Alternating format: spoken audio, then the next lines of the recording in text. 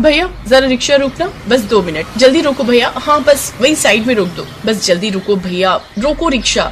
बहन जी, आपने शांति मोहल्ले का रिक्शा किया है, अब मुझे क्या पता कि आप बीच में यहाँ अचानक से रोकने के लिए कहेंगी। अब अगर आप यहाँ रोकोगी रिक्शा और समय लगेगा तो मैं अलग से पैसे लूंगा। हाँ शिखा, तुमने रिक्शा क्यों रुकवा दिया? तुम्हें पता है ना 20 रुपए में रिक्शा किया है घर तक का।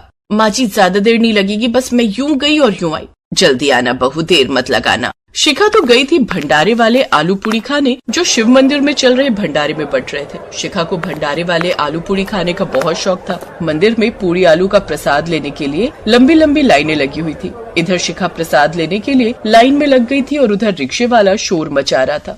माताजी, आपकी बहू को गए हुए 20 मिनट हो गए हैं, मुझे और भी सवारी लेने जाना है, आपके लिए ही थोड़ी खड़ा रहूंगा, जल्दी बुलाओ उन्हें। हाँ मैं फोन करती हूँ भैया। हेलो, अरे शिखा बहू कहाँ रह गई? जल्दी आओ, रिक्शे वाला भैया और इंतजार नहीं करने दे रहा। बस आ गई माँ जी। अरे भैया जरा जल्दी जल्दी कर लो। भैया जी मुझे पहले दे दो ना प्रसाद, रिक्शे वाला बहुत देर से इंतजार कर रहा है। मैडम सबको नंबर से ही मिलेगा, अगर आपको दे दिया तो दूसरे भक्त नाराज हो जाएंगे, आपको प्रतीक्षा तो करनी पड़ेगी ना, जब नंबर आएगा तभी प्रसाद मिलेगा। शिखा को इंतजार करना पड़ा और रिक्शे वाला बार बार उसकी सास को बोले जा रहा था। मुझे स्कूल के बच्चों को लेने जाना होता है, मुझे पता होता कि आप लोग बीच में रुकने वाले हो तो मैं रिक्शा पर कभी न बैठाता।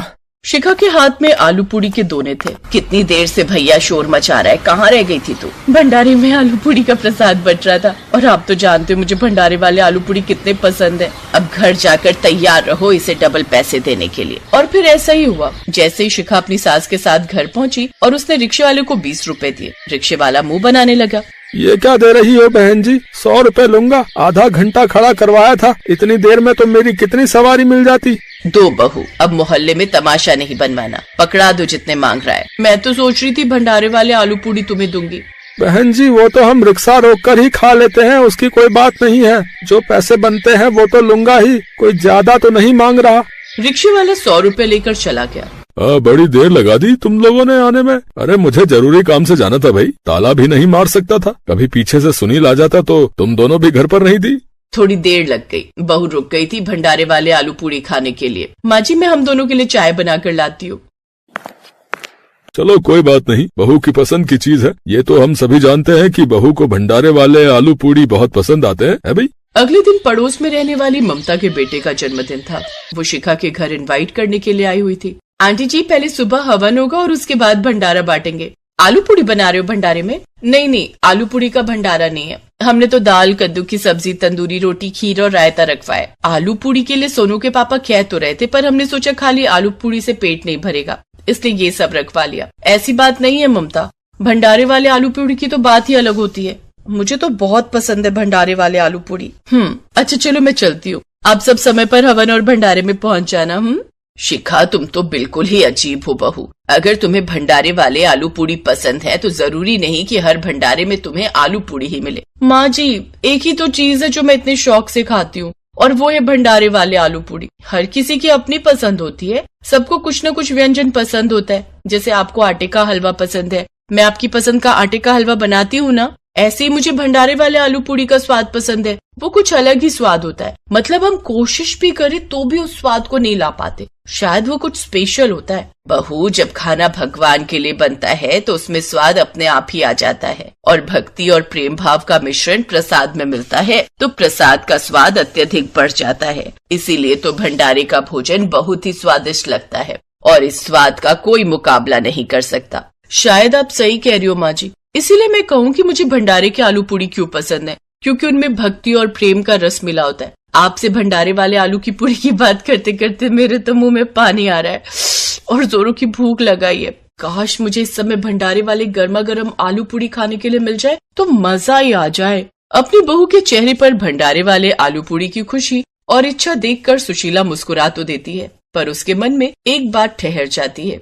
कह तो शिखा सही रही है, ये भी तो मेरी पसंद का आटे का हलवा बनाती है और वो बहुत स्वाद बनता है, तो मैं भी तो अपनी बहू के लिए भंडारे वाले आलू पूड़ी बना सकती हूँ। शिखा का जन्मदिन आ रहा है, क्यों ना मैं भंडारे वाले आलू पूड़ी बनाना सीख जाऊँ और शिखा के जन्मदिन पर घर में एक पूजा रखवाऊं और उसमें प्रसाद में भंडारे वाले आलू पूड़ी बनाऊं। ये विचार अच्छा रहेगा। मेरी तरफ से अपनी बहू के लिए ये उपहार होगा। शिखा बहुत खुश हो जाएगी जब उसे अपने जन्मदिन पर उसके पसंदीदा भंडारे वाले आलू पूड़ी घर में ही खाने के लिए मिल जाएंगे। शिखा की सास सुशीला ने मन ही मन सोच लिया था कि अब वो अपनी बहू शिखा के लिए खाने में उसके सबसे ज्यादा पसंदीदा भंडारे वाले आलू पूड़ी बनाना सीखेगी। इसके लिए वो शिव मंदिर में गई और वहाँ के पुजारी जी से बात की। पंडित जी, मंदिर में जो भंडारा बनाते हैं आलू पूड़ी का, आप मुझे बता सकते हो वो कौन से हलवाई बनवाते हैं? हाँ, क्यों नहीं। मेरे पास रामलाल हलवाई का नंबर है। हमारे शिव मंदिर के लिए तो हमेशा से वही पूड़ी आलू बनाते आए हैं। बहुत स्वादिष्ट प्रसाद बनाते हैं वो।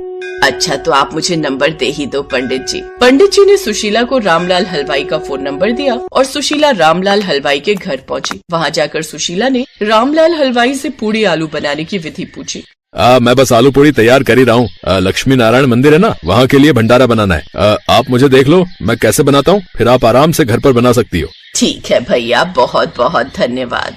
रामलाल आलू पूड़ी बनाने लगता है। उतनी देर सुशीला उसे बहुत ध्यान से देख रही थी। अब तक उसे सब कुछ समझ आ गया था कि भंडारे वाली पूड़ी आलू कैसे बनाते हैं। सुशीला ने रामलाल को धन्यवाद दिया और घर आ गई। अगले दिन शिखा का जन्मदिन था। सबको पता था कि सुशीला ने अपनी बहू के लिए जन्मदिन पर सुबह सुबह एक पूजा रखी है। शिखा, आज तुम्हारा जन्मदिन है। मैं चाहती हूँ तुम सुबह सुबह अपने माता पिता का आशीर्वाद लेकर आओ। तब तक पंडित जी भी आ जाएंगे। उसके बाद मैंने तुम्हारे जन्मदिन पर एक पूजा रखी है। थैंक यू माँ जी, आप बहुत अच्छे हो। मैं अभी तैयार होकर आती हूँ। सुनील, 11 बजे से पहले बहू को घर मत लाना। मैंने उसके लिए एक सरप्राइज रखा है। ठीक है माँ। वैसे मैं बहुत हैरान हूँ, आप आज शिखा की पसंद के भंडारे वाले पूड़ी आलू घर पर बना रहे हो। ऑल द बेस्ट माँ।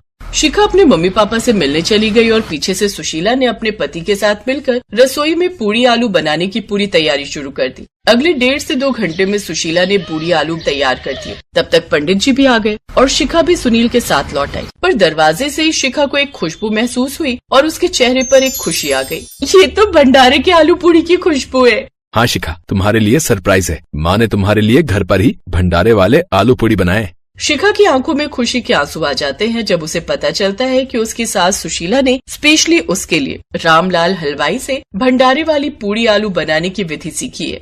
शिखा की खुशी का ठिकाना नहीं था। वो इतने स्वाद से पूड़ी आलू खा रही थी कि कुछ पूछो मत। माँ जी, आपने तो सेम टू सेम भंडारे वाले आलू पूड़ी घर में ही बना दिए। अब आप मेरे लिए हमेशा यही बनाना और मुझे भी सीखने हैं बनाने। जरूर बहू, आज मेरी बहू अपने जन्मदिन पर खुश है। ये देखकर मैं भी बहुत खुश हूँ। मेरी बहू को कभी किसी की नजर ना लगे। सदा खुश रहो। भगवान तुम्हें लंबी आयु दे। आ गई लतिका। हाँ माँ जी। कितने की आई सब्जी? अरे माँ जी पूछो मत। 100 रुपए किलो टमाटर, 50 रुपए किलो प्याज और 40 रुपए किलो आलू। भिंडी भी तो सस्ती नहीं हो रही। बाप रे, बताओ इस महंगाई के जमाने में हम जैसे गरीब लोग क्या खाएंगे और क्या बचाएंगे। हाँ माँ जी, पूरे 500 रुपए की सब्जी आई है, वो भी बस हफ्ते भर के लिए।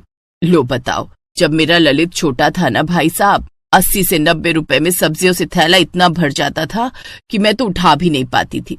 तेरे ससुर जी ही उठा कर लाते थे घर, और फिर भगवान ने एक दिन उन्हें उठा लिया। जिस पर बोझ ज्यादा होता है ना, उसे भगवान जल्दी उठा लेते हैं। अब तो तू भी जरा कम कम सब्जी लाए कर बेटी, है ना? हाँ माँ जी। इसके बाद लतिका रसोई में चली गई और फ्रिज खोलकर उसमें सब्जियां लगाने लगी। तभी उसकी सास वहाँ फिर उसके पास आई। ये क्या कर रही हो लतिका? फ्रिज में सब्जियां लगा रही हूँ माँ जी। अरे पर ऐसे फ्रिज खोलकर बैठेगी इतनी देर तक तो इसकी ठंडक सारी निकल जाएगी ना, और फिर क्या कहते हैं इसकी वो गैस तो सारी की सारी खत्म ना हो जाएगी। तो क्या करूँ माँ जी? सारी टोकरी बाहर निकाल ले, फिर बाहर ही सब्जी लगा दे और फिर एक बार में सारी टोकरियां अंदर रख देना, समझी? जी माँ जी, समझ गई। नहीं तू समझी नहीं। देख बेटी, बूंद बूंद से सागर भरता है। क्या भरता है? सागर माँ जी। इस तरह सुमन अपनी बहू लतिका को एक बार फिर बचत का पाठ पढ़ाकर वहाँ से चली गई। गलती सुमन की नहीं थी। पति के जाने के बाद सुमन ने बहुत गरीबी देखी थी। पाई पाई जोड़कर उसने अपने दोनों बेटों को पढ़ाया लिखाया था। इसीलिए वो हमेशा अपनी बड़ी बहू लतिका को बचत करने को कहती रहती थी। फिर उसी शाम, माँ हम आ गए। आओ आओ, जल्दी से हाथ मुंह धो लो, मैं चाय बनाती हूँ। नहीं माँ जी, आप बैठिए, मैं लाती हूँ चाय बनाकर। ये कहकर लतिका रसोई में चली गई और फिर, अब तुम दोनों से कुछ बात करनी थी। हाँ माँ बोलो ना। अब तो रचित की भी उम्र हो गई शादी की। घर की हालत तो देख रहे हो ना आप। हम दोनों मिलकर भी इतनी कमाई नहीं कर पाते कि घर अच्छे से चला सके। ऊपर से एक और जिम्मेदारी ले लूं। ना, मैं अभी तैयार नहीं हूँ। अरे भगवान पर भरोसा रख, देखना अपनी लतिका कितनी समझदार है। बस दुआ करो कि छोटी बहू भी ऐसी ही आ जाए। तो चिंता मत कर छोटे, औरत तो वैसे भी लक्ष्मी का रूप होती है। क्या पता तेरी होने वाली पत्नी आकर हमारी किस्मत बदल दे। ठीक है भैया, जैसा आप और माँ चाहो। रचित ने शादी के लिए हाँ कर दी थी। उसके बाद से ही ललित और सुमन ने रचित के लिए लड़की देखनी शुरू कर दी और फिर एक दिन उनकी तलाश पूरी हुई। कुछ दिन बाद रितिका घर की छोटी बहू बनकर आ गई। रितिका, ये लतिका है, तेरी जेठानी। तेरी जेठानी बहुत ईमानदार और समझदार है, खूब बचत करके चलती है। अरे इतनी ईमानदार है कि सब्जी लेने भेजो तो आकर एक एक पैसे का हिसाब देती है। अब गरीब का घर ऐसे ही तो चलता है ना बेटी।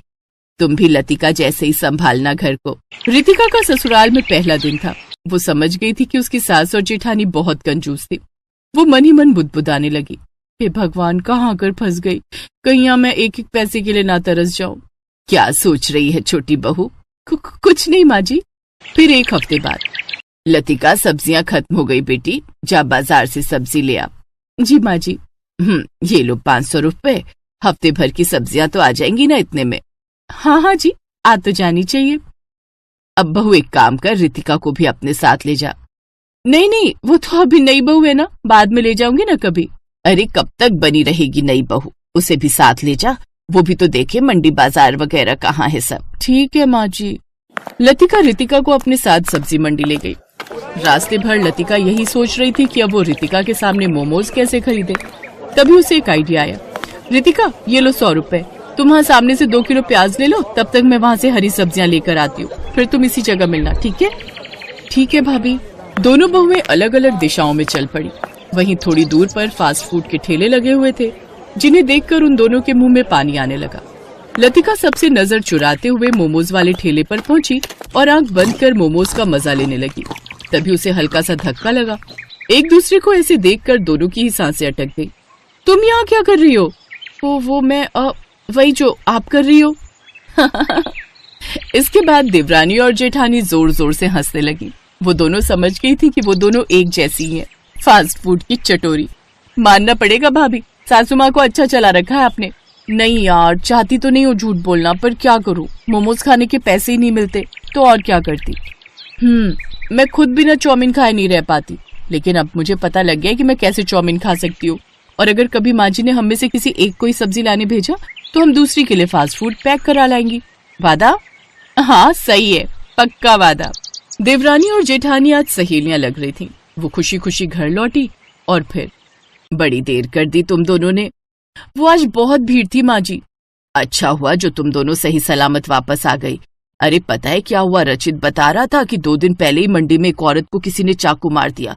भैया आगे से तुम दोनों ही मंडी नहीं जाओगी, ललित ले आएगा सब्जी वब्जी। इतना सुनते ही लतिका और रितिका के प्राण सूख गए। उन्हें अपने प्राणों से ज्यादा मोमोज और चाउमीन की फिक्र सताने लगी।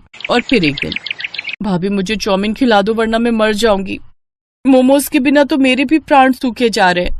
भाभी एक आइडिया है, क्यों ना हम घर पर ही ट्राई करें? नहीं माँ जी जान ले लेंगी। अरे सिर्फ हम दोनों के लिए, उन्हें बताएगा कौन? अच्छा तो फिर चल, तू तैयारी शुरू कर, मैं बाहर पहरा देती हूँ, फिर जब तेरी चाउमीन बन जाए तो मैं अपने मोमोज बनाऊंगी। ठीक है भाभी। दोनों बहुएं अब ऐसे ही घर की रसोई में मोमोज और चाउमीन बनाने लगी। दोनों बहुओं को अब मोमोज और चाउमीन बनाने में महारत हासिल हो गई थी। और फिर एक दिन, क्या हुआ ललित रचित, तुम दोनों का मुंह क्यों उतरा हुआ है? माँ, हमारी फैक्ट्री बंद हो गई, हम दोनों की नौकरी चली गई। अब समझ नहीं आ रहा कि क्या करें। भैया मेरी मानो तो कुछ छोटा मोटा पर अपना ही शुरू करते हैं। रचित का इतना कहना ही था कि तभी रसोई में लतिका ने रितिका से कहा, रितिका यही मौका है, झट से मोमोज और चाउमीन निकाल प्लेट में, जल्दी कर। अगले पल लतिका और रितिका प्लेट में मोमोज और चाउमीन लेकर बाहर खड़ी थी, जिसे देखकर सुमन और उसके दोनों बेटों के मुंह में पानी आ गया। कहाँ से मंगवाए रितिका? भैया ये हम दोनों ने बनाए हैं घर पर। हम चाहते हैं कि हम फास्ट फूड का ठेला लगाएं दोनों मिलकर। क्या कहा? घर की बहुएं ये मोमोज और चाउमीन बनाकर बेचेंगी? ना ना ना, नहीं, बेचेंगे तो आपके दोनों बेटे, हम तो सिर्फ बनाएंगी। हाँ माँ, क्या पता यही हमारी किस्मत बदल दे। चारों की मर्जी के आगे सुमन ने भी हाँ कर दी और फिर अगले ही दिन से वो चारों मिलकर अपने घर के बाहर फास्ट फूड का ठेला लगाने लगे। अब तो सुमन भी खुश और उसके दोनों बेटे भी खुश। और रही बात रितिका और लतिका की, तो उनकी तो जैसे हर ख्वाहिश पूरी हो गई थी। इस वीडियो को लाइक करें, हमारे चैनल को सब्सक्राइब करें। बेल आइकन जरूर प्रेस करें हमारी न्यू वीडियो सबसे पहले देखने के लिए।